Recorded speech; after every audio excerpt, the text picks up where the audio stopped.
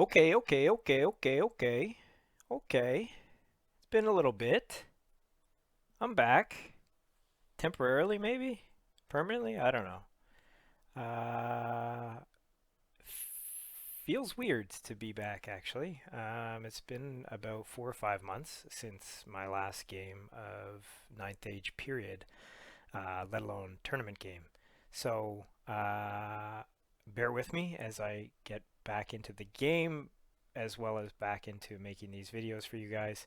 I guess that's been a pleasant surprise, and I have a lot to touch on here before we get into the game, so maybe we'll talk about some of that stuff. But yeah, first of all, very nice to be invited to participate in sort of this content creator tournament that the SmithF Sexapalooza 2021. Really excited to be among so many great content creators and great players.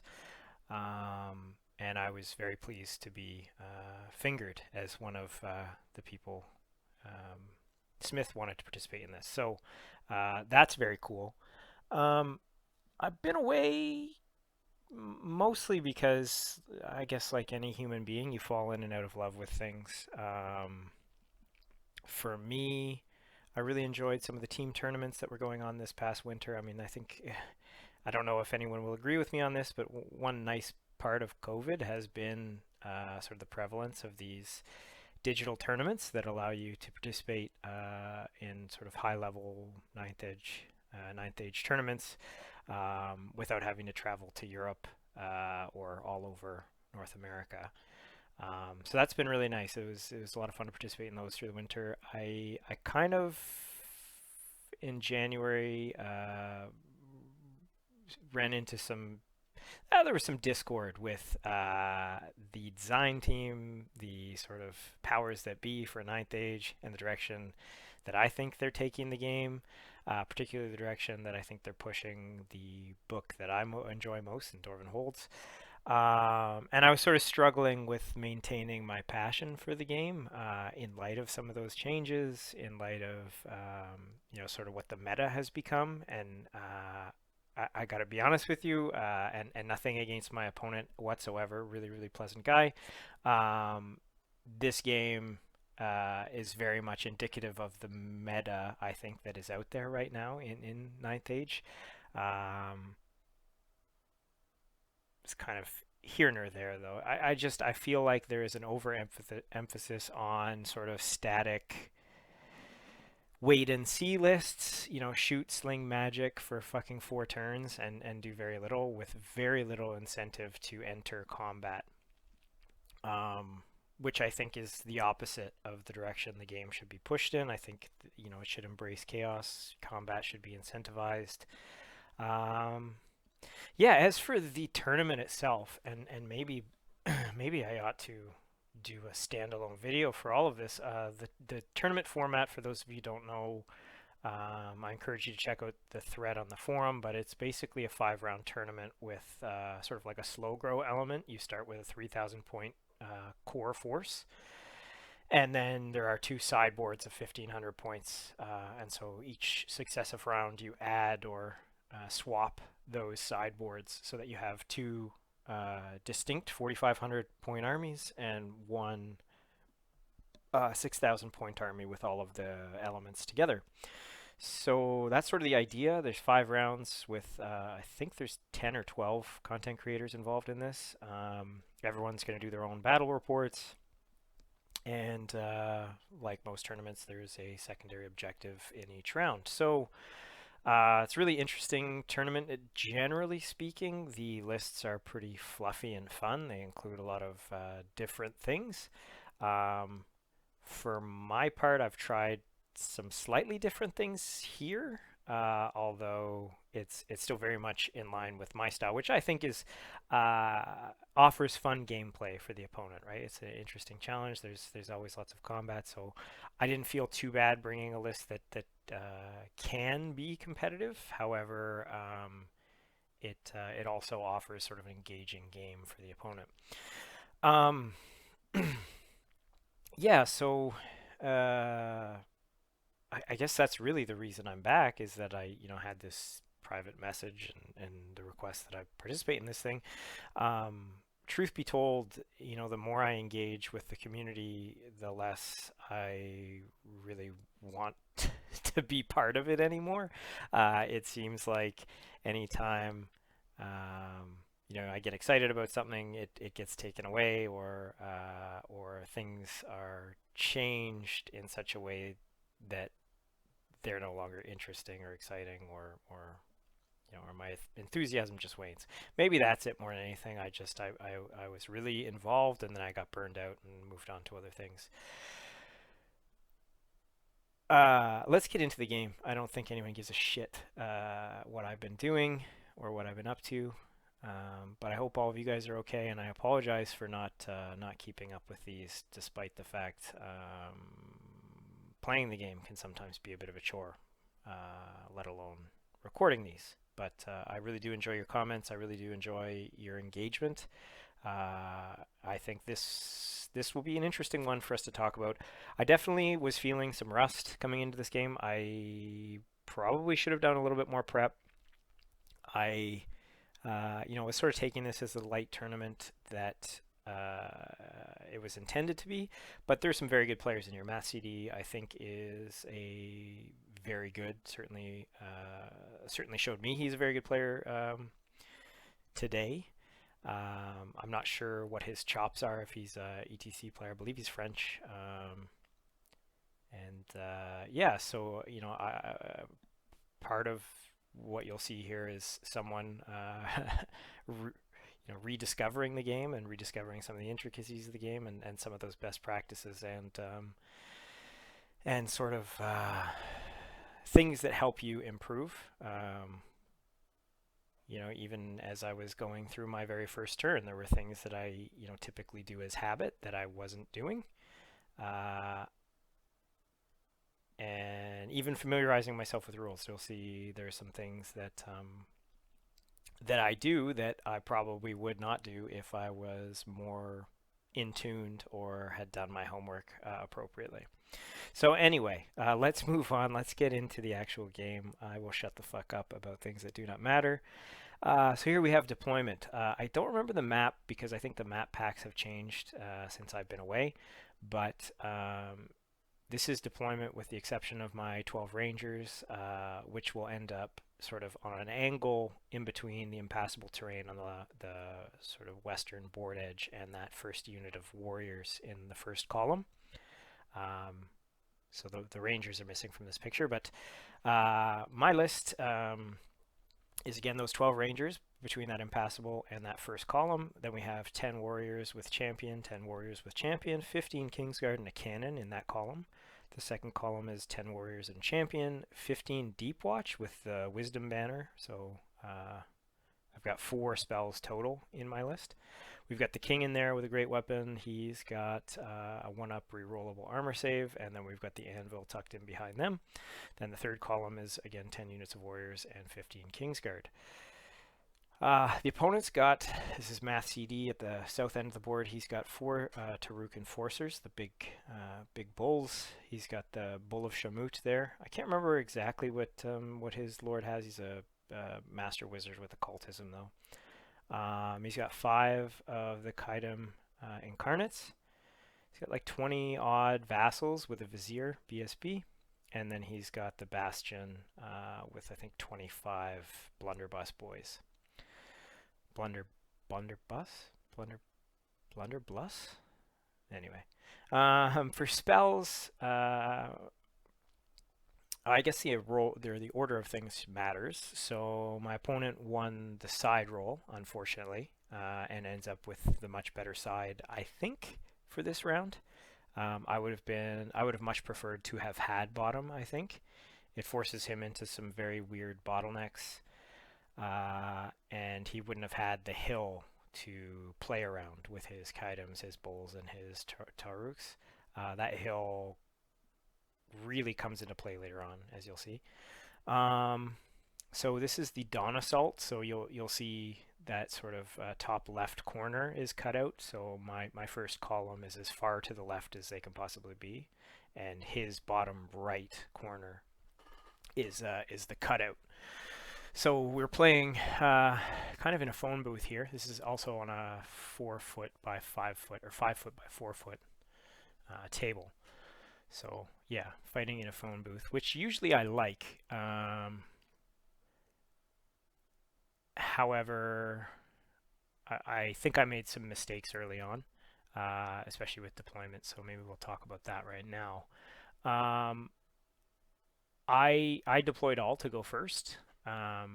And what I did is set things up in 3 columns, which typically works or works okay.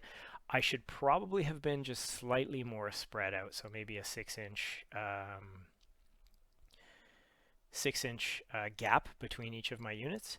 And I think what I should have done with at least the easternmost column, the 3rd column, is rather than stagger the 2 warriors in the column, I should have offset them so that we're spread out wider. So have another unit of warriors in the front line, and then a wide enough gap that the Kingsguard could potentially fit through in between the 2 units of warriors. So I don't know if that makes sense. Maybe I need to draw it, but basically the issue I ended up in is I end up creating my own kind of log jams, whereas if I staggered my units a little bit better, particularly for my heavy hitters, and give them sort of room to come through the line rather than set up only sort of double fleas or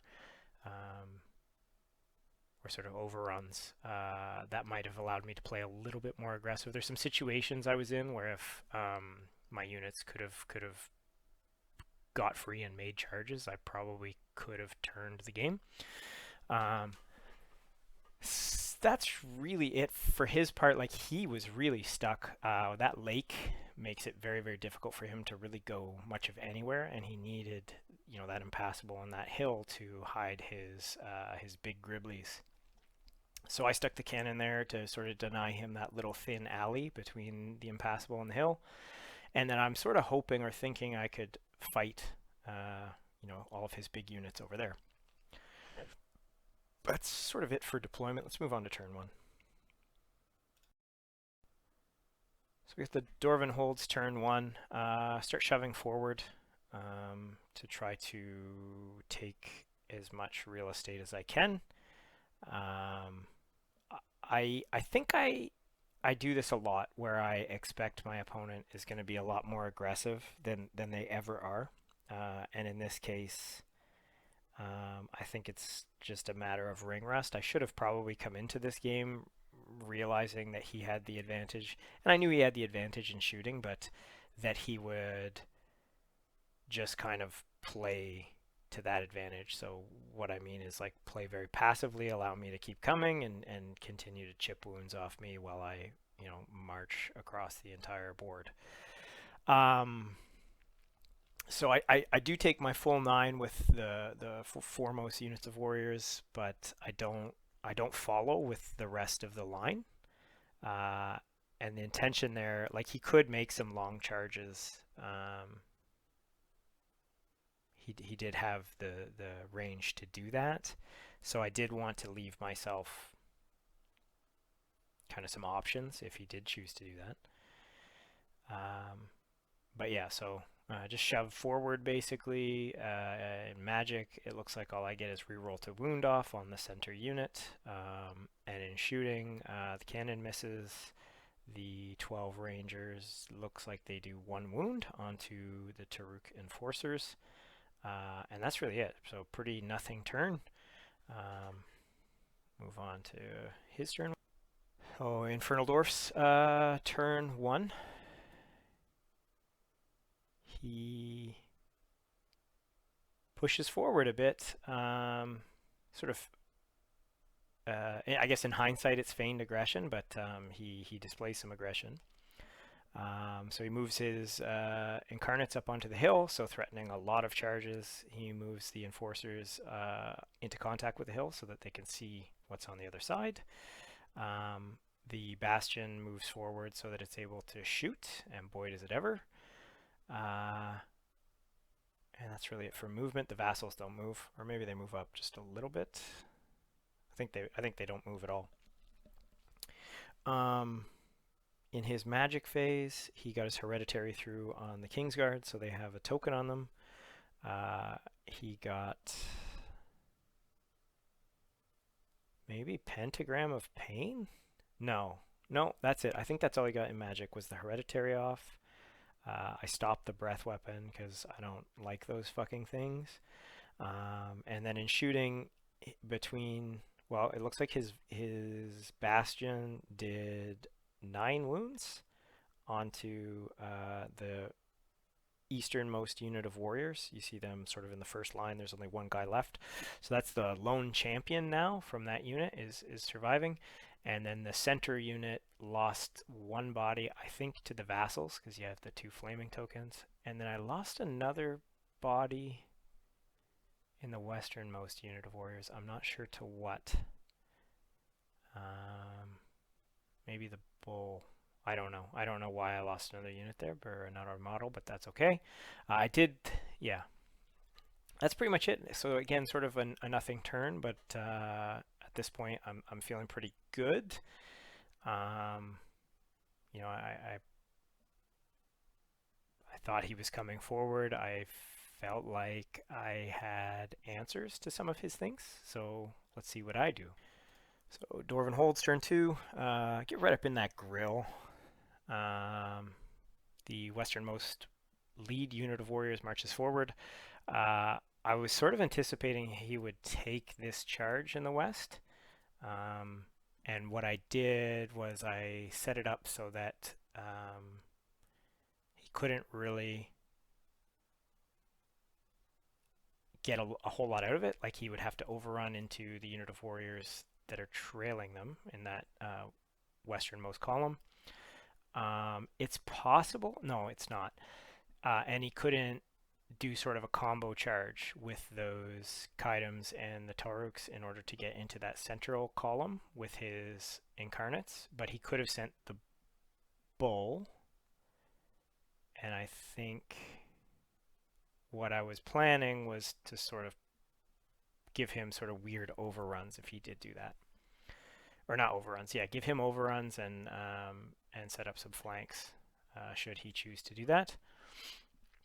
Really, the trap I was trying to set was in the west, so if the Kaidoms charge those warriors, they either have to sit on the hill or they have to overrun into another unit of warriors.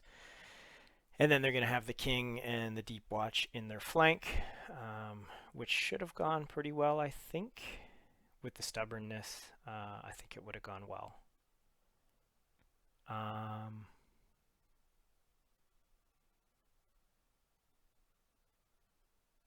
I feel like I made a mistake here. I'm not seeing the aggression. I think I should have probably exhibited.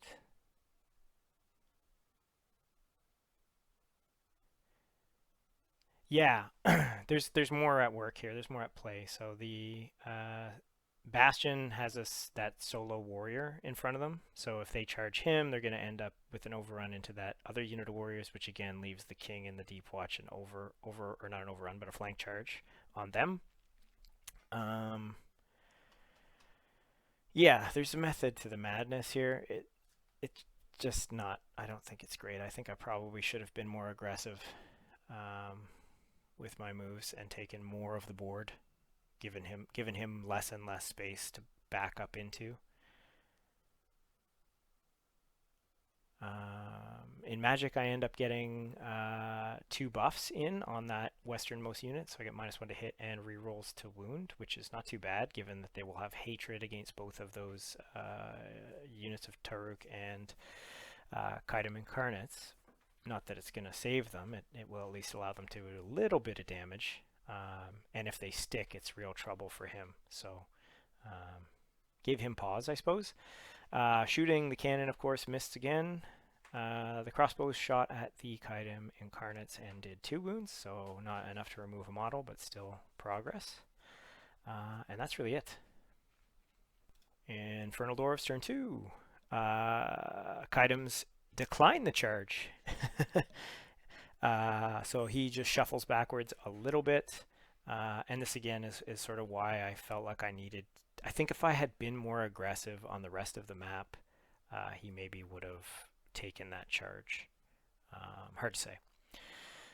So no charges, obviously. He shuffles back slightly in magic.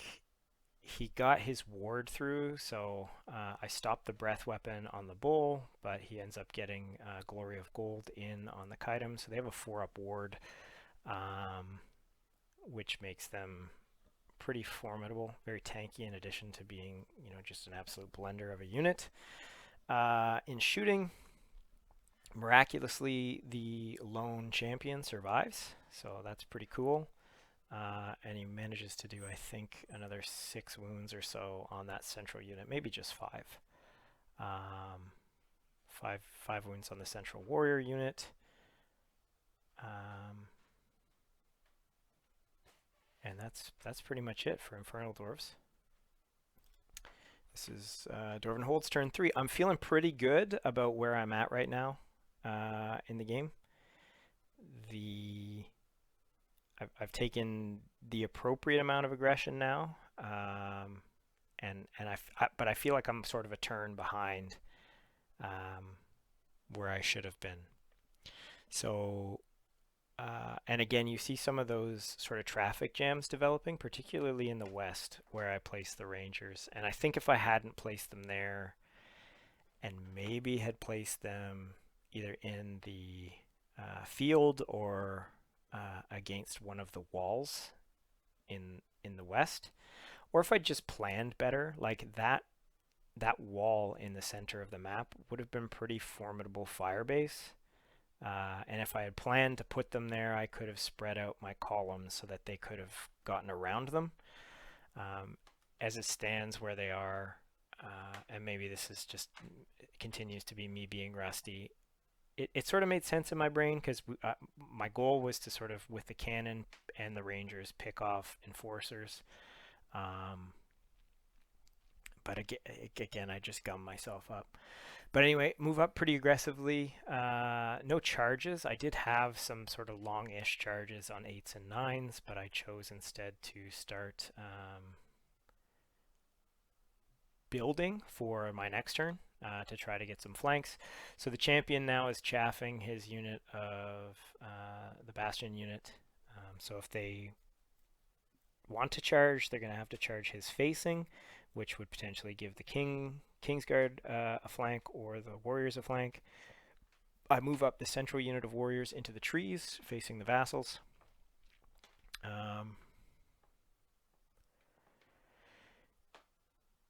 And I have the king's unit ready for sort of an overrun into that trailing unit of warriors. So if he combo charges that westernmost leading unit of warriors, I'll have the overrun into the flank, or they'll overrun into the trailing unit, and then potentially I can hit them in the flank with my king's unit. King's unit is also supporting the Kingsguard and vice versa. So, yeah, at this point, I felt pretty good about my position. And I had sort of designs for my next turn with some charges. But as often happens in Ninth Age, disaster frequently strikes. And I think I'm missing the slide, unfortunately, from the Infernal Dwarf's turn. But the unit of warriors in front of the Vizier unit and the I call them scraplings, the little goblin guys that he's got with him, they end up losing, I think, 3 or 4 out of 5 models. And the one model that remains, unfortunately, fails his Leadership 10 check and flees exactly or just enough so that he's 1 inch from the Deep Watch unit and doesn't go through. So that unit is now gridlocked completely and has nowhere to go, which totally fucks up my center. So that was pretty disastrous, and I think rattled me pretty badly.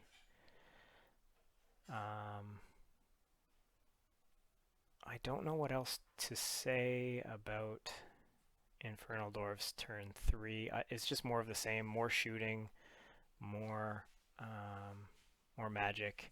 He actually does not succeed at killing that lone warrior unit, or the warrior champion who had survived, but he does cause another unit of warriors to flee and gums up the works in the center. So we'll move on to Dwarven Holds turn 4. So this is where the wheels come off. Where to start? So I wonder if this ever happens to any of you, where you're taking a little bit too long to figure something out, and there's often, I think like there is one or two key turns in every game of ninth, uh, and those turns perhaps should take a little bit longer, and maybe I need to be a little bit more generous with myself when those turns do come up. In every game, it seems like there's really, that one turn where you have to be perfect, and particularly with this play style, you can't afford to be making movement mistakes. I think up until I make these mistakes, I really had him not in trouble. Certainly, he had lots of options still, but I was tightening the noose, and getting into a position where I could play my game. His game is sitting back, slinging spells and shooting. My game is setting up flanks, overruns, and just bringing sort of a fight to him. But and symptoms of the same thing. I created that gridlock for myself. I was trying to free a unit of Kingsguard from sort of that traffic jam. What I do unintentionally, and I actually was measuring this. You see that western unit of Kingsguard, and I apologize for the radius, by the way. I just when I took the screenshot, it happened to be up. But the unit of Kingsguard in the west, I was actually measuring, and I moved the unit probably 4 or 5 times back to its marker, and then moved it out again, back to its marker, moved it out again. I was trying to get it so that they could charge past the second unit of warriors. And unfortunately, in fiddling with it so much, I not only put them on the hill, which is genuinely fucking idiotic, I moved them too far out to the west, and as a result, created a combo charge situation. I think in a 1v1, the Taruks and Kingsguard more or less kill each other. It's pretty even. I would still have ranks, probably, or a rank, enough to be steadfast, but I'm not sure that he would. So even if I lose combat, we probably kill each other in the next turn, and that's, I think, much bigger for me than it is for him. Even if I survive with 3 or 4 models, I think that's a worthwhile trade for me. But the combo charge is just bad. The other thing that I do here that is really idiotic, and it just comes down to rust and not doing the appropriate research prior to my game, is I tried to charge my king out of the unit of Deep Watch around that lone warrior that had sort of panicked and blocked their charge path. I tried to charge him into the incarnates. Sort of thankfully or not thankfully, I fail to make my 7. It was a distance of 10. I needed a 7. I failed to make the charge, which might have been a blessing. We sort of talked about it afterwards, and he said, I think you might have forgotten about one of their rules, because the Volcanic Embrace, or whatever it's called, that those incarnates have, actually does damage based on your armor save, right? So he would have been taking strength 6 hits, because he has a 1-up armor, with I don't know what their AP is, AP 4, I think. So he may have just killed himself by charging in there. But that said, maybe I get magic off. I don't know. it might have opened up more possibilities for me potentially. Either way, two really stupid mistakes. I basically gave up my center by doing that. Deep Watch are significantly weaker without the king in them. Um, and obviously failing a charge is pretty devastating. But yeah, two really, really bad mistakes here. And then we make it into combat. So on the eastern side there, you have the unit of Kingsguard that make it in with the single champion and a 10-man unit of warriors with paired weapons. In Magic, I only managed to get off the reroll to wound on the Kingsguard. I think on his stand-in shoot, he killed something like 3 or 4 models, which was unfortunate. But we make it in, and I think we do a total of 8 wounds to him in combat, but not quite enough to break his steadfast, given that he had killed my second rank of Kingsguard. Actually, that wouldn't have mattered. And I sort of toyed with the idea of trying to spike the Bastion instead of the Dwarves themselves, but I think the toughness 5 versus toughness 4 makes that a pretty self-explanatory choice. Although I would have been strength 7. I'm not sure. Maybe you can tell me which would have been the better choice. Try to kill the Bastion or kill more dwarfs. It made sense in my brain. I'm not sure if I was correct. I do manage to get rerolls to wound off there, so that would have been a big help and probably another factor in that choice to maybe try to spike the Bastion. It's not really that good in combat, so I think, I don't know. It's hard to say.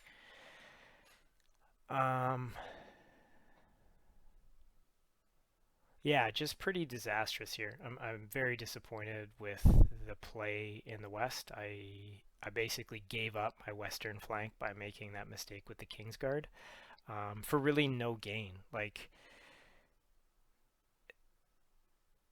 I think I was getting over eager to get them into combat, and that really cost me there.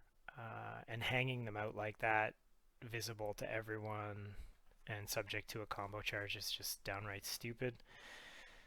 The other thing you start to see here with my ranger placement is that they now have basically no target. They can still shoot at the Taruks, but it's not great.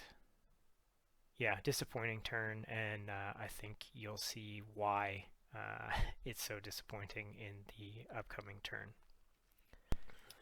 And just like that,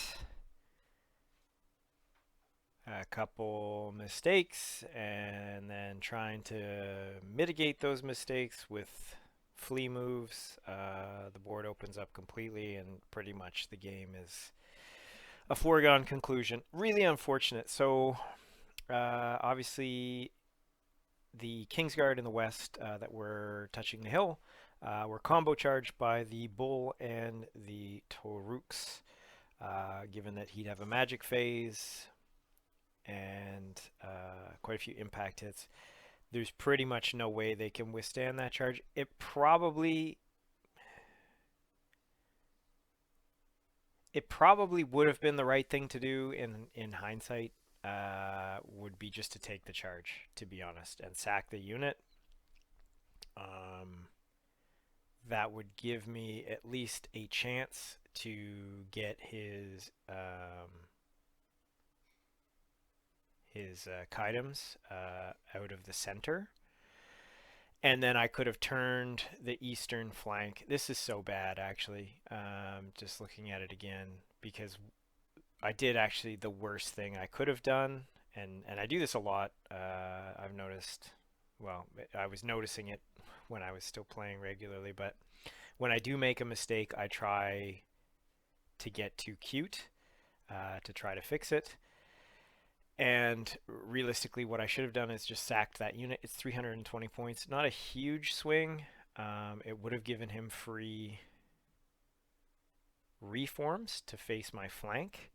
But even so, they'd be eating cannonball shots because I think they'd actually be close range cannonball shots at that point. So there's a chance I could spike or really hurt his bull, possibly even kill it with the rangers. There's a good chance I do enough damage to, yeah, you know what? In looking at it again, I should have just stood. I could have done enough damage to the Taruks. Maybe could have got a wound or two in on the bull, and then it's up to the cannon maybe to finish the job there. Instead, I did the worst possible thing. So not only did I flee with the knights, or the Kingsguard, who ended up, because they were too close to the impassable terrain, they had to keep going. They ended up going through the Rangers, who do not panic. The Taruks redirected at the unit of warriors that the Kaidoms were charging. At that point, the combo charge would have been so wide that the Incarnates would have ended up charging the king, I think, on their overrun. Perhaps? No, I don't think so. He's far enough back, but it would have been a front charge for the king and a combo charge on those warriors. So if the king was committed to that fight, he would have been fucked. So again, I fled with those warriors. You see them sort of in the middle of the map near the wall. And then he obviously failed charges with the Taruks, but then the Kaidoms get to redirect, and they redirect at the Deep Watch, who cannot take that charge for obvious reasons, and flee. They fled 9, but not far enough, and they end up getting caught by the Kaidoms. So yeah, this is so fucking bad. This is really hard to go through. I was just a whole ton of rust, and I think some very impulsive decisions. I knew I knew they could go anywhere, the Kaidoms. I was also a bit concerned that the bull might redirect at the Deep Watch, but I don't think that's as big of an issue. But once the combo charge is committed, I should have just eaten it. And then I would have won. I totally would have won the eastern flank, because the warriors, the Kingsguard, and the warrior champion end up actually spiking that bastion unit. And with the support of a Deep Watch unit, or even the threat of a Deep Watch unit, there's no way he commits the Vizier and those slaves. So I could turn that flank. Yeah, really, really, really poor play on my part. It's hard, I think, when you come back, especially with this MSU play style, to get right back into it and make the appropriate moves. It's one thing to move appropriately, it's another thing to make the decisions appropriately, and I don't think either of those facets were really in my game. Hopefully we can pull some stuff together. Anyway, the rest of the turn kind of unfolds the way you expect. So he flanks with his Vizier and those slaves into the side of the champion, who is still in that combat. They kill the champion, obviously, but that causes the unit to fall out of combat. And a little bit of an interesting rules issue here. So because they fall out of combat, by killing that unit, their combat res doesn't count, or their combat res still counts, but they don't get to overrun into the Kingsguard right away. All of that's taken care of at the end of combat. So combat's resolved, the Bastion and I think the remaining 2 warriors end up fleeing. They fled 10 inches. My warriors pursued going 9 inches. And he actually gets to overrun first with his unit because he's the active player. So he overruns with the Kingsguard, pinning them there. The other warriors run away. And we're sort of left with this clusterfuck. Yeah, let's leave that there. At this point, the game is effectively over. This is my turn, so I'm just sort of trying to have some fun at this point. So I charge the warriors into, actually what I did is I charged the warriors and the king into the Taruks, and he felt he could not take that charge. The king had a pretty good chance to kill them, and And if we won the combat, the king would have had an overrun directly into his general, which is kind of a nightmare situation for him. Probably the only way this could result in anything close to a draw would be for him to lose his general.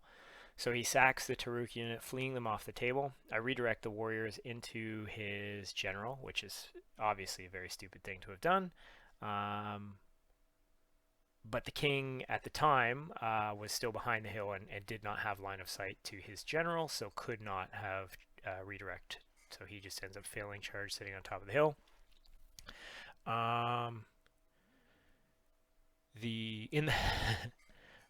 don't think much happens in magic phase. Oh, it looks like I got rerolls to wound on the Kingsguard, which is pretty useless. The Kingsguard up in the west, near the cannon there, they fail to rally. I think rolled a 10 there. Yeah, it must have been a 10 or 11. And keep running. The 5 warriors that make it into combat with the bull end up getting eaten, except for one who flees away. The Kingsguard lose combat to the Vizier and his unit. And it looks like in shooting I managed to kill one of the Khaidams. So there's now only 3 Khaidams. He helped me out here at one point. I think he sacked some wounds off the Khaidams for a spell. I think for a breath spell. Anyway, at this point, I think we just go about mopping up the game. I think I basically gave him, you know what, I'll just go through it. Yeah, he was going to get those 2 single warrior units of warriors. Like, he has enough shooting and enough magic to be able to do that, so I just deleted them.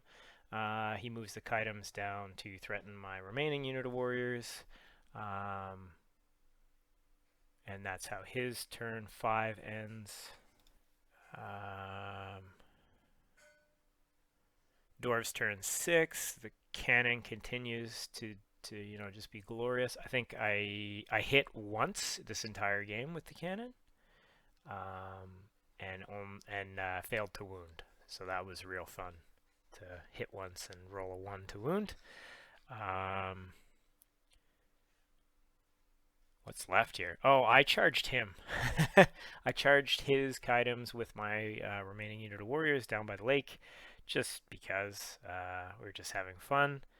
I said in the aftermath as we were counting points, like I probably could have and should have been a little bit more judicious with saving some points.